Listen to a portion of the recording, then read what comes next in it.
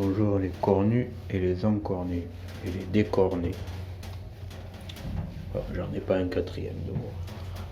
Bon bref, je vais parler d'arts martiaux, sport de combat, etc. Bon, en fait sur YouTube, il y a en fait ce qu'il devrait avoir, enfin pas que le truc du pouce en haut, mais aussi, enfin du pouce en bas, mais avec une possibilité de mettre un commentaire négatif, pourquoi on n'aime pas en fait. Voilà. Alors, moi il y a un truc que je n'aime pas en fait, c'est les trucs, comment dire, par exemple les trucs MMA contre Tai Chi, MMA contre Kung Fu. Bon déjà des Kung Fu, enfin, le problème c'est que il y a certains trucs où c'est un peu trop en mots généralistes, alors qu'il y a plusieurs écoles et plusieurs styles en fait. Voilà. Et en fait, ce que je n'aime pas en fait, c'est bon, deux gars qui sont avec des gants, ou alors le mec du kung fu n'est pas avec, n'utilise pas de gants. Voilà. Et le truc c'est que les mecs qui mettent des mitaines, des trucs comme ça, ils se protègent souvent les phalanges en fait. Voilà. Et certains qui portent des gants, en fait c'est vrai que il y en a un qui me disait comme ça que les gants, en fait un prof de 2011 en fait, il disait, que donc j'ai été 10 mois consécutifs à un lieu, il me disait comme ça, oh, les gants ça protège plus les mains que la tronche. En fait ça dépend, parce que ça dépend de la personne. Il y a des personnes qui n'ont pas les mains ou les poings bien constitués, eux ils sont obligés de mettre des gants. Voilà. Et par contre il y a des personnes qui ont des mains et des poings bien constitués. Le truc c'est que eux mettre des gants c'est plus protéger la gueule. Voilà. En fait ça dépend en fait ça dépend de la constitution des mains de la personne en fait. Voilà, et ça dépend comment elle s'entraîne, si elle s'entraîne à faire de la casse main nue ou pas. Voilà. Voilà, et ça dépend de ce qu'elle est capable aussi de casser. C'est-à-dire la majorité des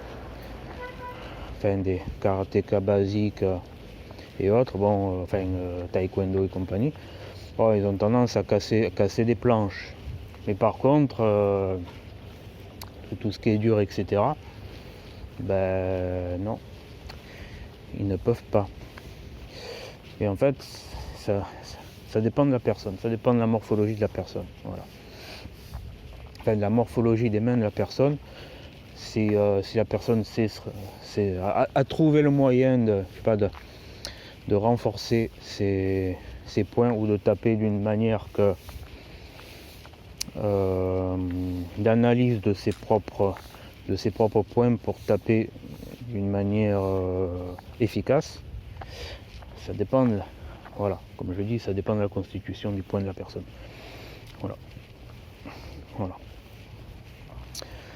Voilà, en gros, les deux sont justes. Certains disent, oh, mettre des gants pour protéger, pour que l'adversaire ne prenne pas des pleins coups poing nu, quoi. Et voilà, et n'ait pas plus de traumatisme dans les coups de son adversaire, ce qui est vrai. Et aussi pour protéger les mains, ce qui est vrai aussi. Mais ça dépend de la morphologie des points de la personne. Voilà. Comme je dis, il y a des gens, en fait il y a des pratiquants, que c'est les gants qui leur ferment leurs poings, et d'autres pratiquants, c'est eux qui ferment les poings dans les gants. Voilà, c'est pas pareil. Ils n'ont pas la même force dans les mains, etc. Voilà, donc il y en a, ils auront besoin de gants, d'autres non. Voilà. Tout simplement comme ça. Ça met ces deux débats clairs, nets et précis. Les deux sont justes et ça dépend de la morphologie des mains. Voilà. Ensuite, ah oui, ce que je disais par rapport au Kung Fu contre MMA, etc., des trucs comme ça. Ben, en fait, moi, j'ai le truc, c'est que en fait, des deux combattants en question, en fait, je vais être clair.